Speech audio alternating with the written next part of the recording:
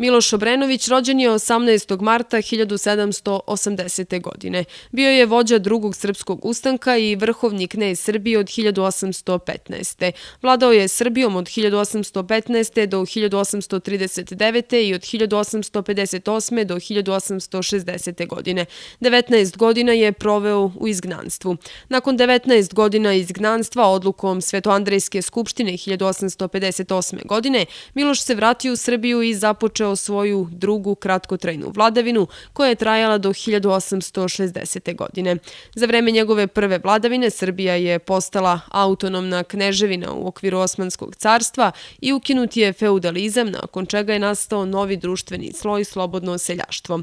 Knez Miloš je vladao autokratski, stalno odbijajući da ograniči i deli vlast, zbog čega je protiv njegove vlasti bilo podizano nekoliko buna.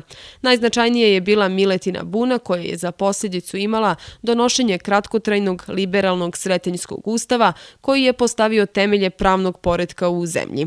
Tokom svoje vladavine knez Miloš je bio najbogatiji čovek u Srbiji i jedan od najimućnijih na Balkanu. Knez Miloš je preminuo 26. septembra 1860. godine u svojoj 80. godini. Sahranjen je u kripti Saborne crkve Svetog Arhanđela Mihajla u Beogradu. U braku sa kneginjom Ljubicom knez Miloš je imao 8 dece. Kuća Miloša Obrenovića u Gornjoj Crnući, iz koje je Miloš 2 godine upravljao Srbijom i u kojoj je doneta odluka o podizanju drugog srpskog ustanka, je proglašena za spomenik kulture od izuzetnog značaja.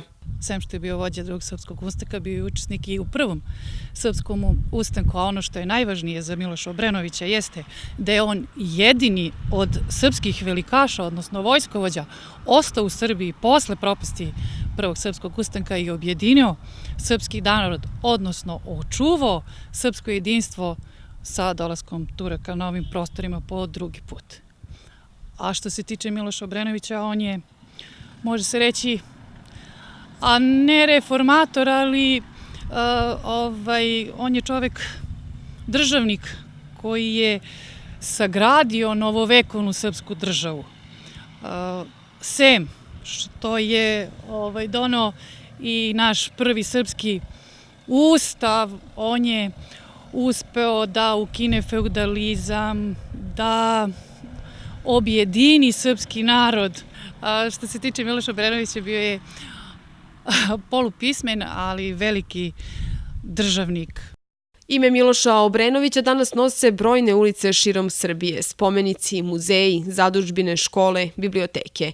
Jedna ulica u selu Ugljaru kod Kosova Polja upravo nosi ime ovog srpskog velikana.